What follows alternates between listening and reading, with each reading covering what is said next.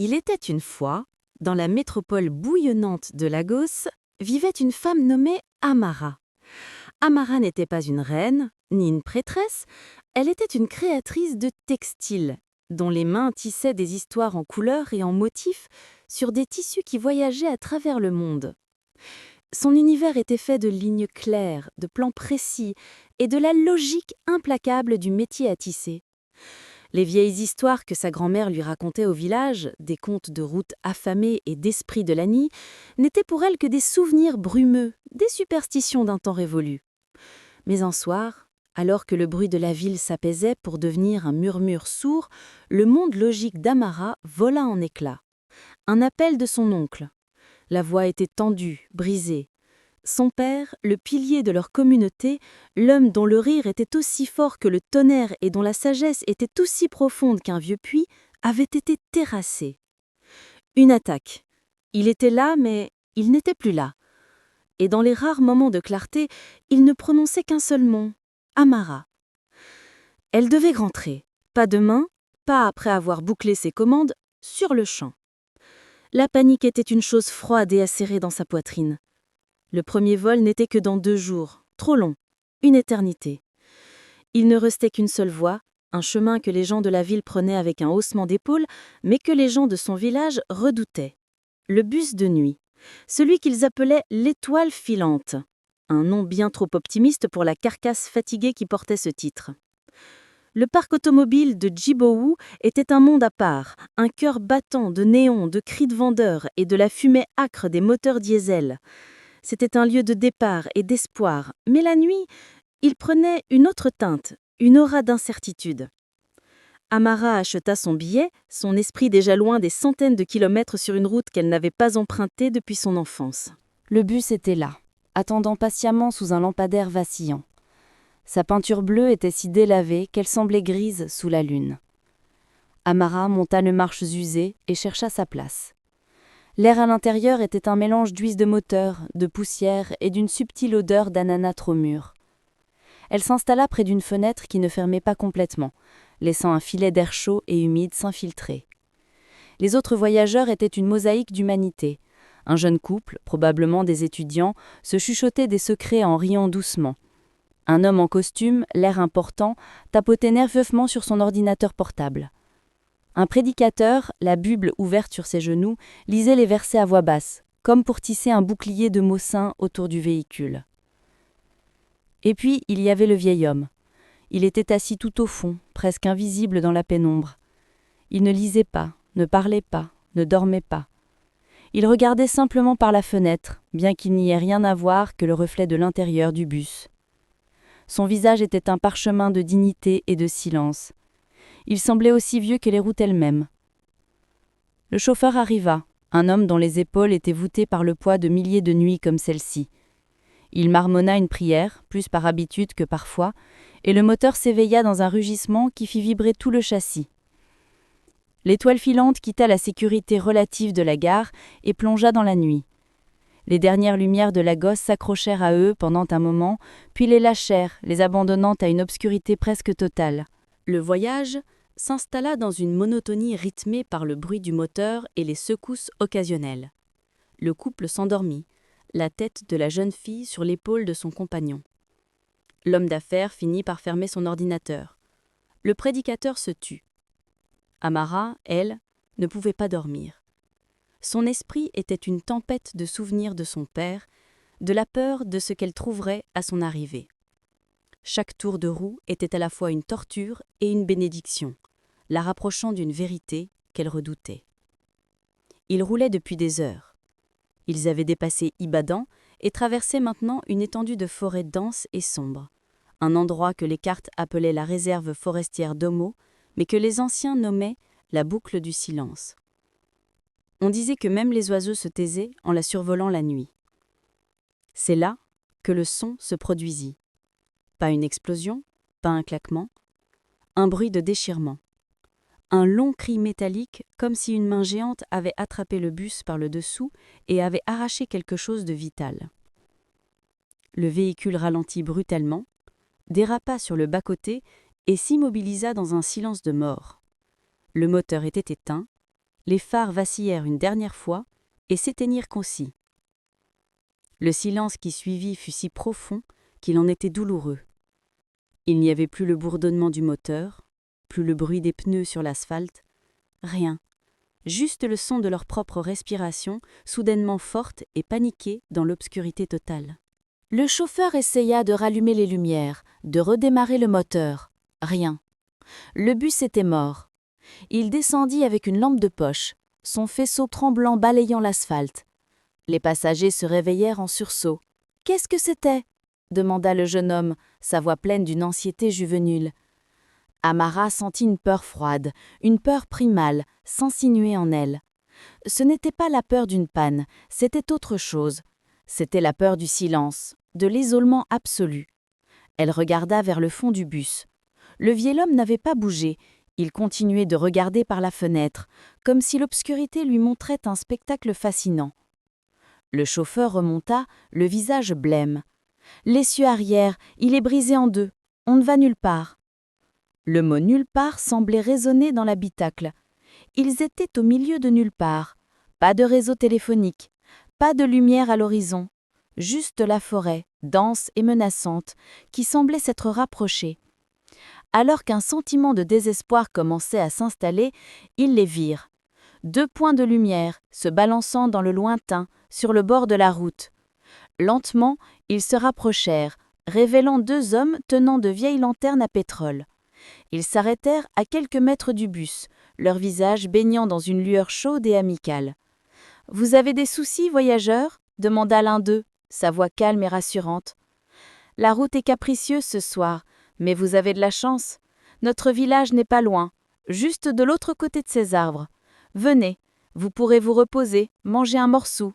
Au matin, tout vous semblera plus simple. » L'offre était trop belle pour être vraie, et une partie d'Amara le savait. Mais la peur et le froid peuvent rendre un homme désespéré. Un par un, les passagers descendirent, soulagés. Ils suivirent les 2 hommes qui les guidèrent sur un sentier à peine visible. Le village était comme une apparition. Des cases propres, une douce fumée s'élevant des toits de chaume et un grand feu au centre qui crépitait joyeusement. Des gens sortirent pour les accueillir, leur souriant, leur offrant de l'eau dans des calebasses. On leur servit un ragoût parfumé, riche et réconfortant. Rapidement, l'angoisse des voyageurs se dissipa, remplacée par la gratitude. Mais Amara restait sur ses gardes. Son esprit de designer remarquait les détails. Les motifs sculptés sur les portes des cases étaient tous identiques, une spirale hypnotique. Les sourires des villageois n'atteignaient jamais leurs yeux. Et surtout, il n'y avait pas d'enfants. Pas un seul rire, pas une seule course dans la poussière. Un village sans enfants est un village sans avenir, un village sans âme. Elle fit semblant de manger, mais ne fit que remuer la nourriture dans son bol. Plus tard, on leur montra où dormir. Amara s'élongea sur une natte, mais le sommeil ne vint pas. Au milieu de la nuit, elle se leva. Le village était baigné dans la lueur des braises. Elle sortit et vit que le vieil homme du bus était assis près du feu, toujours éveillé, toujours en train de regarder. Il lui fit un signe de tête, comme s'il l'attendait. « Tu le sens, n'est-ce pas ?» dit-il doucement. « Le mensonge. »« Qu'est-ce que c'est que cet endroit ?» murmura Amara. « Ce n'est pas un endroit, » répondit le vieil homme. « C'est un appétit. La route, la nuit, est une chose vivante. Elle a faim, et elle se nourrit des destinations, des espoirs, de l'urgence de voyageurs comme toi. » Amara sentit son sang se glacer. Les autres, ils ont mangé le ragoût du contentement. Il endort leur but, les rend satisfaits d'être ici. Et une fois que leur voyage n'a plus de raison d'être, la route les digère, lentement. Derrière une des cases, Amara aperçut une lueur. Elle s'approcha prudemment. C'était un tas d'objets. Des bagages, des téléphones, des chaussures. Et au sommet du tas, elle vit quelque chose qui lui fit pousser un cri étouffé. C'était un foulard en soie, avec un motif d'oiseau qu'elle connaissait. Elle l'avait conçu elle-même. C'était une édition limitée. Elle se souvint d'avoir vu à la gare une affiche pour une femme disparue il y a 6 mois. Elle portait ce foulard sur la photo. Elle retourna en courant vers le vieil homme, la terreur la rendant à peine capable de respirer. « Il faut partir, il faut les réveiller !»« Tu ne peux pas, dit-il. Il est trop tard pour eux. Mais peut-être pas pour toi. Il n'y a qu'une seule façon d'échapper à la fin de la route. Tu dois devenir indigeste. Comment ? La route se nourrit de ton but, ton père. L'amour et la peur qui te poussent en avant, c'est ce qui lui donne du goût. Pour survivre, tu dois abandonner ce but. Dans ton cœur, dans ton âme la plus profonde, tu dois renoncer à ton voyage. Tu dois accepter que tu n'arriveras jamais, que ton père est perdu pour toi. Tu dois tuer l'espoir qui te fait avancer. L'idée était si cruelle, si monstrueuse, qu'Amara recula. C'était impossible, c'était une trahison. Je ne peux pas. Alors tu resteras ici. Tu deviendras un autre sourire vide, un autre motif sur une porte, jusqu'à ce qu'il ne reste plus rien de toi, dit le vieil homme. Regarde, l'aube du village se lève. Amara se retourna. Les villageois sortaient de leurs cases, mais ils n'étaient plus souriants. Leurs traits étaient flous, indistincts, et leurs yeux étaient des puits de ténèbres affamés. Ils se tournèrent vers elle, non pas comme des humains, mais comme des prédateurs sentant leur proie. Elle ferma les yeux, les larmes coulant sur ses joues. Elle pensait à son père, à ses mains fortes, à son rire, à l'urgence qui la brûlait de l'intérieur. Et puis, avec un effort de volonté qui lui brisa le cœur en 1000 morceaux, elle commença à défaire les liens. Elle s'imaginait ne jamais arriver. Elle s'imaginait les funérailles sans elle. Elle laissa le désespoir, ce poison froid, remplir chaque partie de son être. Elle pleura, non pas de tristesse, mais de vide. Elle devint un voyageur sans destination. Quand elle rouvrit les yeux, tout avait disparu, le village, le feu, les habitants affamés. Elle était seule dans une clairière, au milieu de la forêt. Le soleil commençait à peine à se lever, projetant des longues ombres à travers les arbres. Le vieil homme était parti. Non loin, elle vit la carcasse du bus, mais il semblait être là depuis des décennies, couvert de rouille et de lianes. C'était un tombeau de métal. Elle marcha. Elle marcha pendant des heures, le vide dans son cœur la rendant insensible à la fatigue. Finalement, elle atteignit la route principale. Une voiture s'arrêta. Le chauffeur, la voyant hagarde et couverte de poussière, accepta de la conduire au prochain village. Là, elle trouva un téléphone. Elle appela chez elle, le cœur battant d'une peur nouvelle et terrible. C'est son oncle qui a répondu.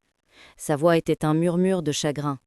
Son père s'était éteint, paisiblement dans son sommeil, au milieu de la nuit, au moment précis où, dans une forêt lointaine, sa fille avait dû tuer l'espoir de le revoir pour survivre. Amara est finalement rentrée chez elle. Elle a pleuré son père, mais ses larmes étaient différentes, comme si elles venaient d'un puits asséché. Elle a repris son travail, mais les couleurs lui semblaient ternes, les motifs sans signification. Elle avait survécu à la nuit, mais elle y avait laissé la partie la plus importante d'elle-même, son but, son voyage, son cœur. Les gens disent encore que certaines routes sont plus que de simples chemins. La nuit, elle s'éveille. Et si vous êtes assez fou pour voyager quand le monde dort, priez pour ne pas avoir de raison trop urgente de le faire. Car la route pourrait la trouver délicieuse. Et le prix à payer pour lui échapper, c'est de perdre la raison même pour laquelle vous avez commencé à voyager. Voilà pourquoi, quoi qu'il arrive, vous ne devriez jamais, jamais voyager la nuit.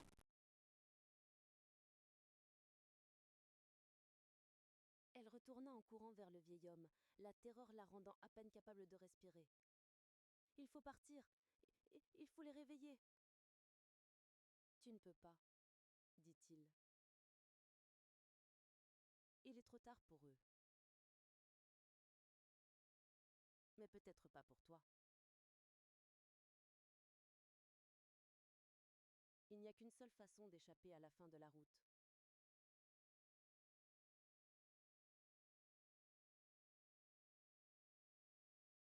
Tu dois devenir indigeste. Comment ?